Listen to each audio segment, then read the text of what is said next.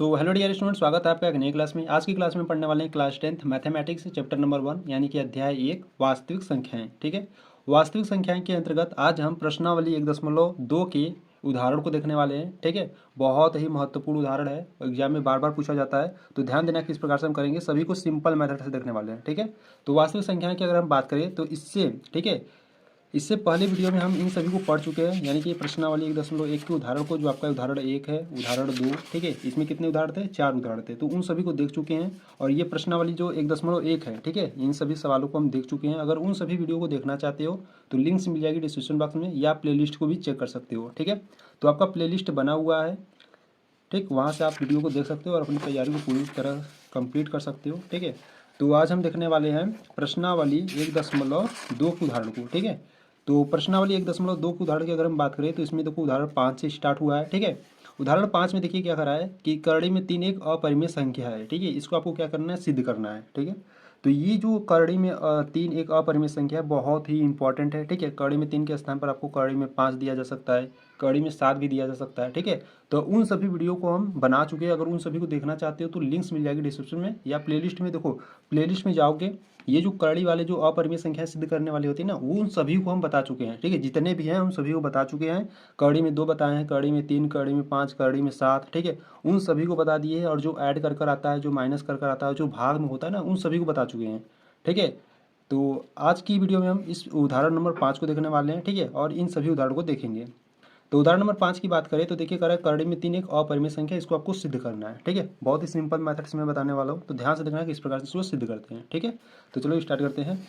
तो यहाँ से अगर हम बात करें उदाहरण नंबर 5, ठीक है, तो यहाँ से एग्जाम्पल 5 की बात करें तो एग्जाम्पल 5 का है करड़ी में 3 एक अपरिमेय संख्या है। ठीक है, इसको आपको क्या करना है? सिद्ध करना है। ठीक है, तो ऐसा जब भी आपको क्वेश्चन में रहे कि उसको क्या करना है, एक अपरिमेय सिद्ध करने के लिए दिया जाए, तो पहले उस संख्या को क्या मानना है? आपको परिमेय संख्या मानना है। ठीक है, तो यहाँ पे कड़ी में 3 एक क्या है? एक अपरिमेय संख्या, इसको आपको सिद्ध करना है। तो कड़ी में जो 3 है इसे आप क्या मानोगे? एक परिमेय संख्या मानोगे। ठीक है, तो यहाँ से हम लिखेंगे माना कड़ी में 3 एक परिमेय संख्या है।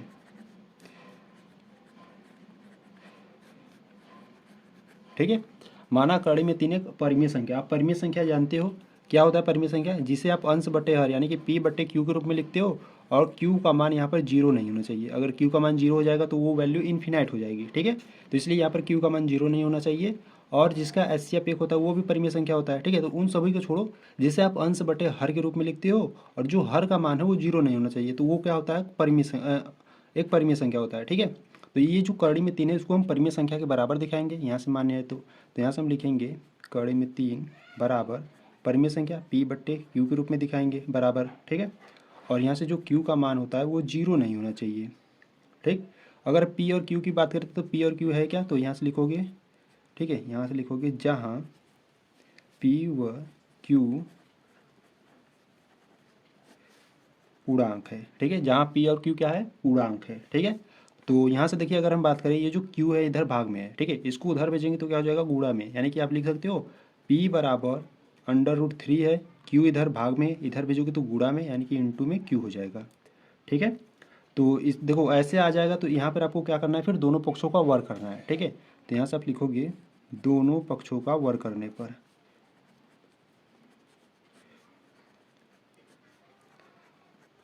दोनों पक्षों का वर्ग करने पर। ठीक है, तो यहाँ से हम दोनों पक्षों का वर्ग करेंगे, यानी कि यहाँ से हो जाएगा पी स्क्वायर, और यहाँ से हो जाएगा कड़ी में 3 इंटू में क्यू है और इसका वर्ग यानी कि स्क्वायर। ठीक है, तो यहाँ से आपका मिलेगा पी स्क्वायर, और कड़ी में 3 का स्क्वायर करोगे तो यहाँ से 3 मिलेगा, और क्यू का करोगे तो क्यू स्क्वायर मिलेगा। ठीक है, तो यहाँ से देखो अगर हम बात करें, ये जो 3 है इधर गुणा में है, इधर लाओगे तो क्या हो जाएगा? बट्टे में, यानी कि पी स्क्वायर बट्टे 3 बराबर किसके? क्यू स्क्वायर के। ठीक है, अब यहाँ पे ध्यान से देखो, ये जो 3 है, ठीक है, ये जो 3 है वो किसको विभाजित कर रहा है? ये जो 3 है ये पी स्क्वायर को विभाजित कर रहा है। ठीक है, अगर पी स्क्वायर को विभाजित कर रहा है तो पी को भी करेगा। ठीक है, देखो कैसे, अगर मान लो पी के स्थान पर पी और क्यू आपकी क्या है? पूर्णांक है, यानी कि इसके स्थान पर हम कुछ भी संख्या मान सकते हैं पूर्णांक में। ठीक है, तो मान लो यहाँ पे पी के स्थान पर 3 मान लो। ठीक है, और 3 का स्क्वायर हो जाएगा, बट्टे में क्या है? 3 है। अगर ये 3 जो है, अगर 3 स्क्वायर को कर रहा है विभाजित, यानी कि अगर 3 का स्क्वायर करोगे तो 9 होगा। ठीक है, और बट्टे में 3 है, 3 एक कम 3, 3 त्रिक के 9। ठीक है, यानी कि 3 कर रहा है 9 को विभाजित, यानी कि यहाँ से कह सकते हो जो 3 है वो 3 स्क्वायर को विभाजित कर रहा है, ठीक है। अगर 3 स्क्वायर को विभाजित कर रहा है तो 3 को भी करेगा, मान लो स्क्वायर है नहीं, ठीक है, इस प्रकार से है, तो ये जो 3 है ये 3 को विभाजित करेगा, ठीक है, एक बार में। तो इस प्रकार से ओवरऑल समझ सकते हो कि जो 3 है अगर वो पी स्क्वायर को विभाजित कर रहा है तो पी को भी करेगा, ठीक है। इसको आप इक्वेशन फर्स्ट समीकरण 1 बना लोगे, ठीक है, और यहाँ से इसी प्रकार से आपको लिखना है, अतः जो 3 है वो पी स्क्वायर को, ठीक है, पी स्क्वायर को विभाजित करता है, ठीक है। अगर पी स्क्वायर को कर रहा है तो पी को भी करेगा, ठीक है। इसीलिए जो 3 है वो पी को भी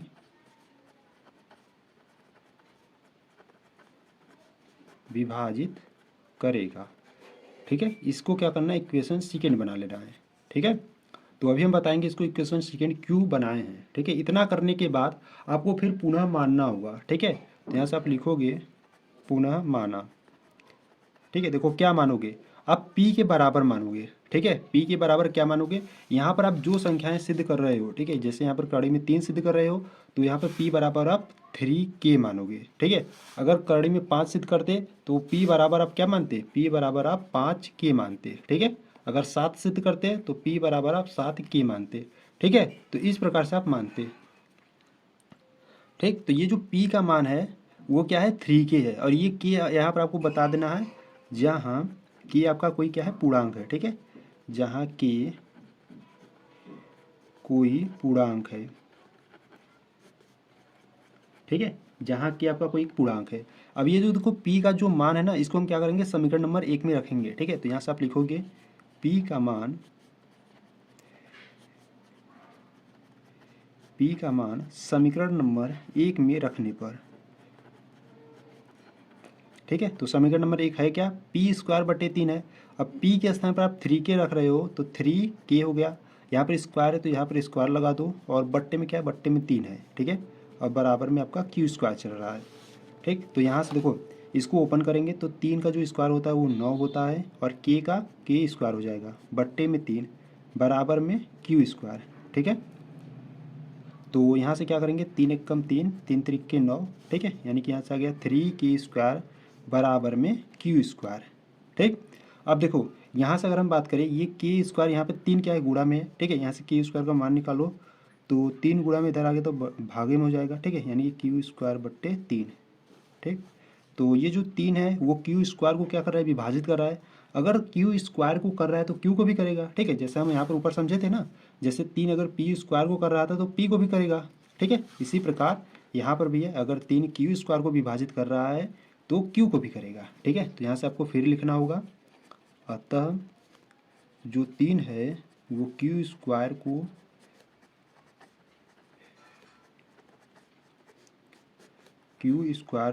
विभाजित करता है, ठीक है। अगर q स्क्वायर को कर रहा है तो q को भी करेगा, ठीक है। इसीलिए जो 3 है वो q को भी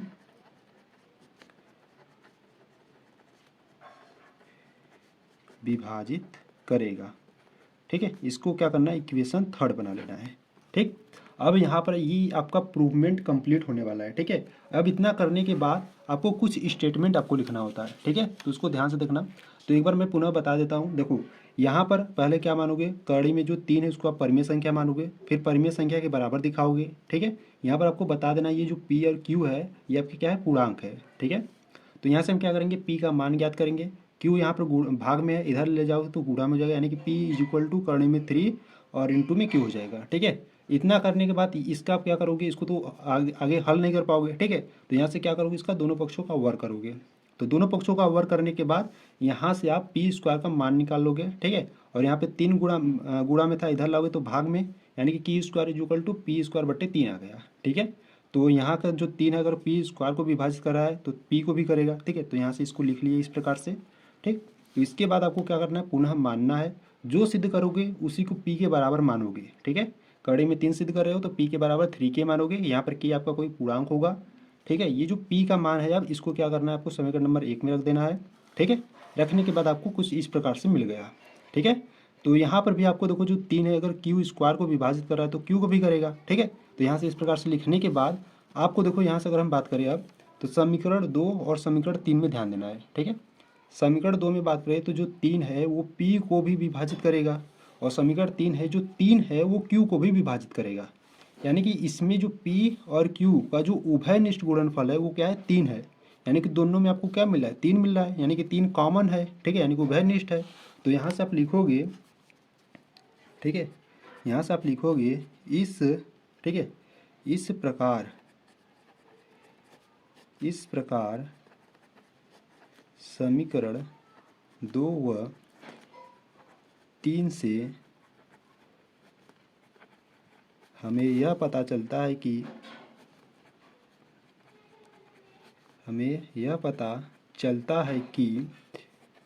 P व Q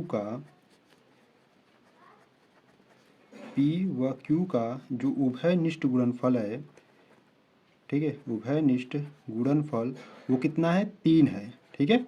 क्यों 3 है, क्योंकि देखो इसमें भी 3 है और इसमें भी 3 है, ठीक है। तो यहाँ से P और Q का उभयनिष्ठ गुणनफल क्या होगा, 3 होगा, ठीक है, जो हमारी कल्पना के विपरीत है, ठीक है, जो हमारी कल्पना के विपरीत है, ठीक है। तो यहाँ से आपको स्टेटमेंट लिख देना है, अतः यह विरोधाभास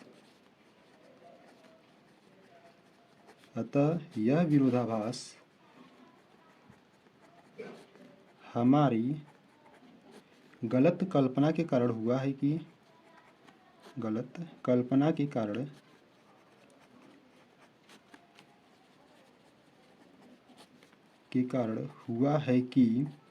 जो कड़ी में 3 है एक क्या है, परिमेय संख्या है। ये आपका गलत कल्पना के कारण हुआ है, ठीक है, परिमेय संख्या है, ठीक है। तो यहाँ से आपको नीचे लिख देना है, अतः कड़ी में 3 एक अपरिमेय संख्या है, ठीक है, इतना आपको लिखना होगा, ठीक है। तो क्या लिखोगे, इस प्रकार समीकरण 2 व 3 से हमें यह पता चलता है कि P व Q का जो उभयनिष्ठ गुणनफल है वो 3 है, जो हमारी कल्पना के विपरीत है। अतः यह विरोधाभास हमारी गलत कल्पना के कारण हुआ है कि कड़ी में 3 एक परिमेय संख्या है, ठीक है, अतः कड़ी में 3 एक अपरिमेय संख्या है, ठीक है। तो ये यहाँ से ये क्या हो गया, प्रूव्ड हो गया, ठीक है। तो इस प्रकार से आपको करना है। अगर इस प्रकार से अगर आप बोर्ड एग्जाम में करते हो तो आपका कहीं भी किसी भी प्रकार का मार्क्स नहीं कटेगा, ठीक है, आपको एकदम फुल मार्क्स मिलेगा, ठीक है। अगर आपको कुछ भी डाउट हो रहा है तो थोड़ा सा वीडियो को बैक करो या एक बार फिर से देख लो, अच्छे से समझ में आ जाएगा, ठीक है। तो यहाँ पे जो आपका एग्जाम्पल 5 था वहाँ पर कंप्लीट हो गया, ठीक है। ये जो एग्जाम्पल 5 था बहुत ही इंपॉर्टेंट था, तो ध्यान से देख लेना एक बार फिर से, ठीक है। तो अब एग्जाम्पल 6 की बात करते हैं, ठीक है। तो यहाँ से एग्जाम्पल 5 आपका कंप्लीट हो गया, ठीक है।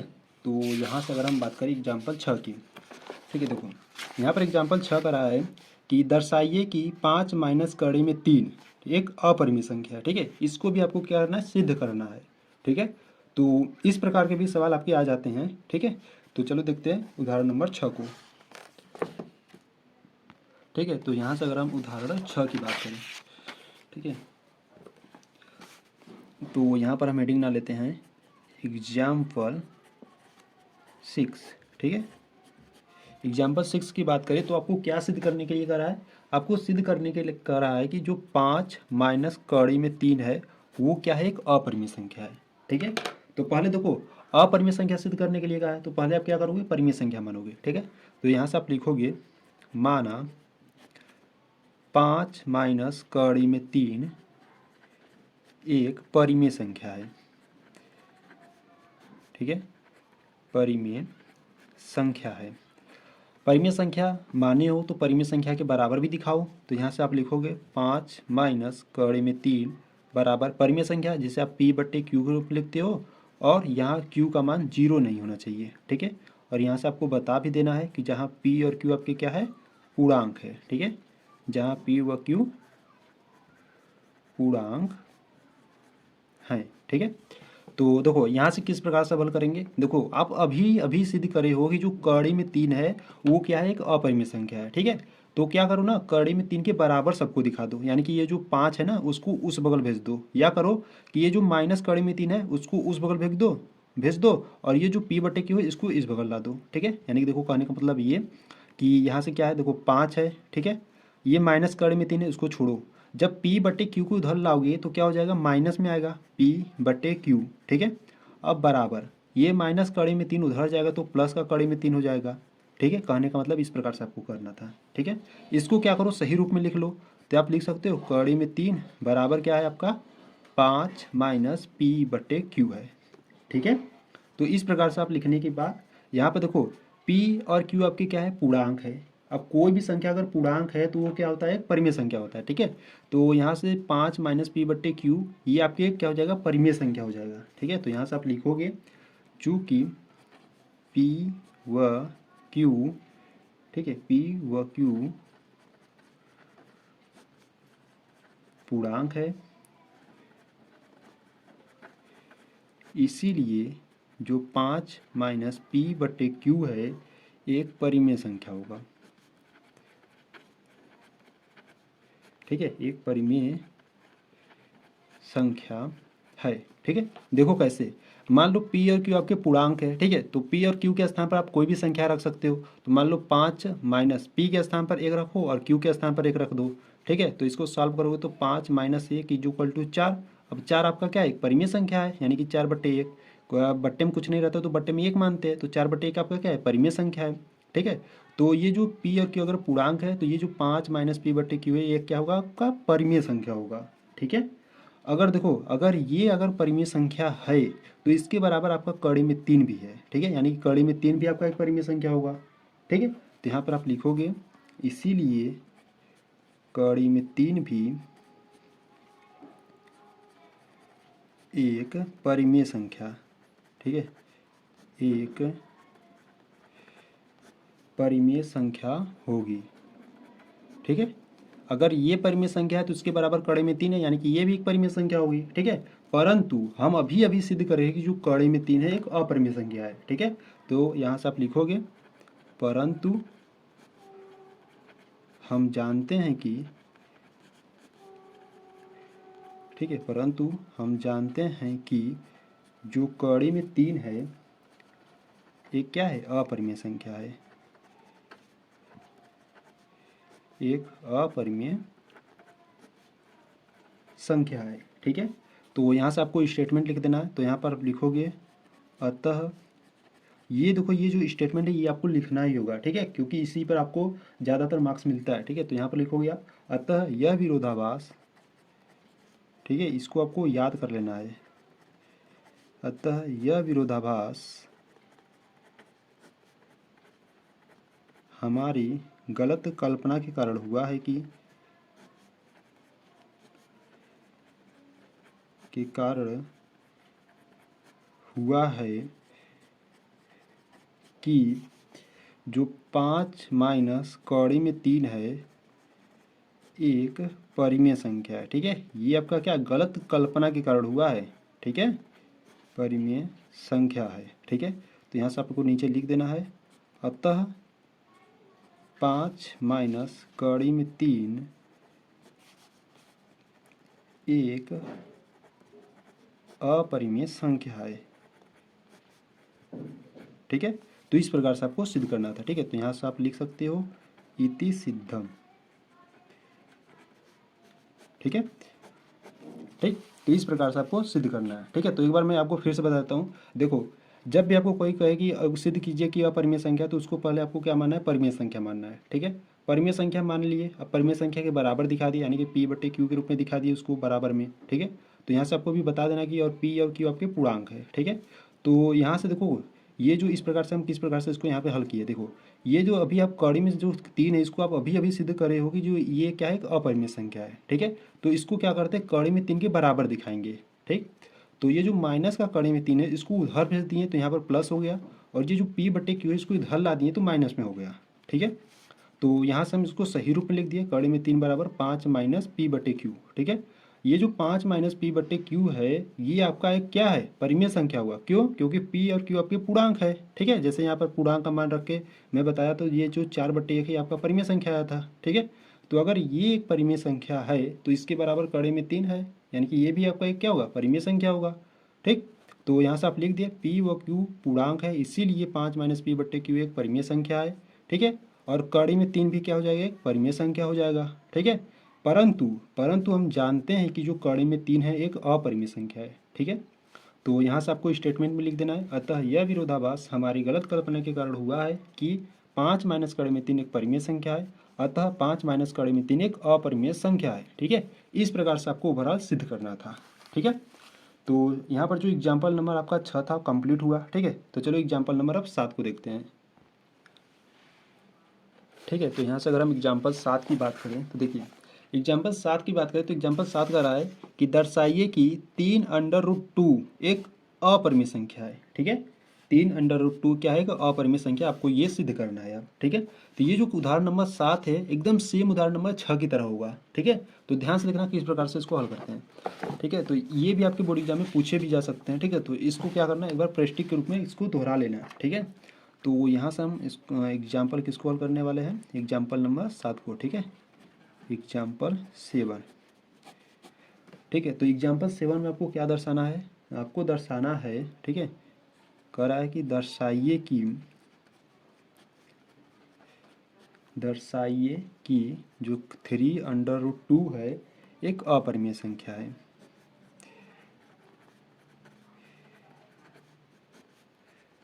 ठीक है। ये आपका प्रश्न है, ठीक है। तो देखो इसको किस प्रकार से सिद्ध करते हैं, देखो जैसा आपने ठीक है, देखो जब भी आपको अपरिमेय संख्या कहेगा तो इसको पहले क्या मानना है, आपको परिमेय संख्या मानना है, ठीक है। तो यहाँ से आप लिखोगे माना 3√2 एक परिमेय संख्या है,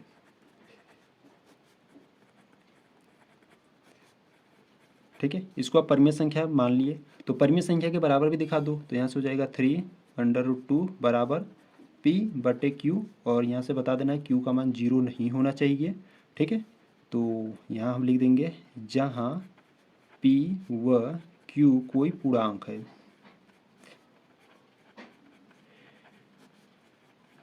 ठीक है। तो देखो यहाँ पे 3 अंडर रूट में क्या है, 2 है, ठीक है, बराबर में पी बट्टा क्यू है, तो अंडर रूट में 2 है, ठीक है। तो अंडर रूट के हम बराबर दिखाएंगे, जैसे यहाँ पे देखो यहाँ पे अंडर रूट में 3 था तो इसको हम क्या किए थे, हल कर कर अंडर रूट 3 के बराबर दिखाए थे बाकी सब संख्याओं को, ठीक है। तो यहाँ पर भी हम क्या करेंगे, अंडर रूट में 2 है यहाँ पर, तो ये जो 3 इधर गुणा में है उसको हम उधर भेज देंगे, ठीक है। यानी कि इसको हम क्या करेंगे, कड़ी में जो 2 है उसके सभी के बराबर जो संख्याएं बचेगी वो कर देंगे, यानी कि यहाँ पर आपका क्या था पी बट्टा क्यू, और अगर ये 3 गुणा में इधर आएगा तो क्या हो जाएगा, भाग में, ठीक है, इस प्रकार से, ठीक। तो इसको क्या करो सिंपली रूप में और हल कर लेते हैं, तो कड़ी में 2 बराबर पी बट्टा 3Q लिख सकते हैं, ठीक है।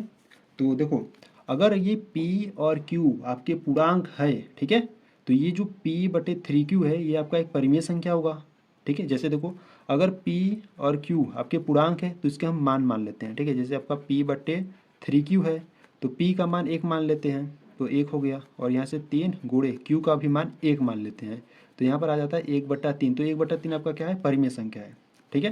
तो इसी प्रकार से P और Q आपके पूर्णांक है तो P बट्टे 3Q जो होगा परिमेय संख्या होगा, ठीक है। तो यहाँ से आप लिखोगे चूँकि P व Q पूर्णांक है इसलिए P बटे 3Q एक परिमेय संख्या है, ठीक है, एक परिमेय संख्या होगा, ठीक है। अगर P बटे 3Q अगर ये परिमेय संख्या है तो इसके बराबर में आपका कड़ी में 2 है, यानी कि ये भी एक परिमेय संख्या होगा, ठीक है। क्यों, क्योंकि बराबर में है ना, अगर ये परिमेय संख्या है तो ये भी होगा, बराबर में है, तो यहाँ से लिखोगे इसीलिए कड़ी में 2 भी एक परिमेय संख्या होगा, परिमेय संख्या होगा, ठीक है, होगा। पर हम जानते हैं कि जो कड़ी में 2 है वो एक आपका क्या है, अपरिमेय संख्या है, ठीक है।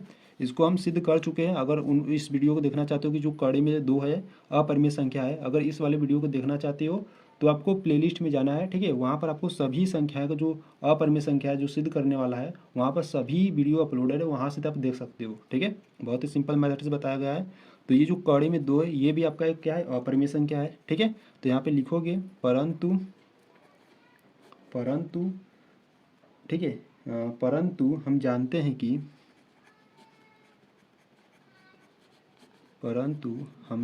हैं कि जो कड़ी में 2 है एक अपरिमेय संख्या है।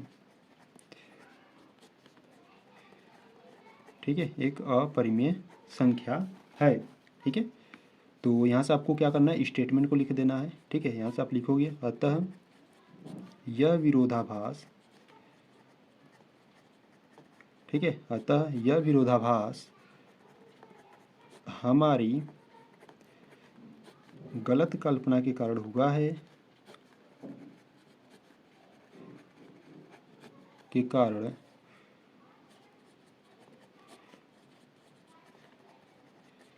हुआ है कि जो यहाँ पे क्या था, 3√2 है। ठीक है, एक परिमेय संख्या है। ये आपका क्या है, गलत कल्पना के कारण हुआ है। ठीक है, एक परिमेय संख्या है। ठीक है, आपको यहाँ से नीचे लिख देना है अतः 3√2 एक अपरिमेय संख्या है। ठीक है, और यहाँ से आपको क्या कर देना है, हेंस प्रूव्ड। ठीक है,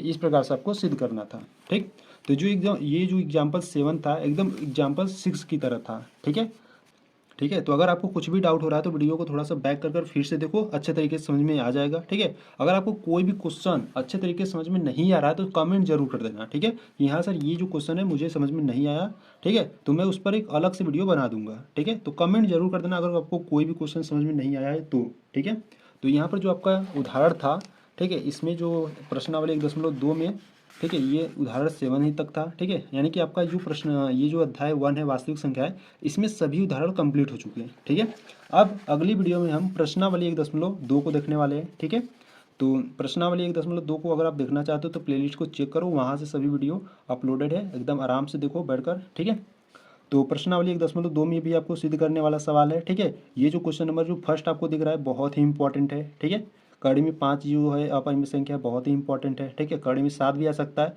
तो वो भी इंपॉर्टेंट है। ठीक है, उन सभी का वीडियो एक ऑलरेडी बन चुका है, तो अगर देखना चाहते हो तो प्लेलिस्ट देखो भाई, बार बार करो, प्लेलिस्ट बना हुआ है। ठीक है, तो आप प्लेलिस्ट में जाओ यार, वहाँ से आप सभी वीडियो को देख सकते हो। ठीक है, तो अगर आपको वीडियो अच्छा लगे तो वीडियो को लाइक कर देना। ठीक है, चैनल पर नया है तो चैनल को सब्सक्राइब कर देना। ठीक है, चलो मिलता है नेक्स्ट वीडियो में, तब तक के लिए जय हिंद जय भारत।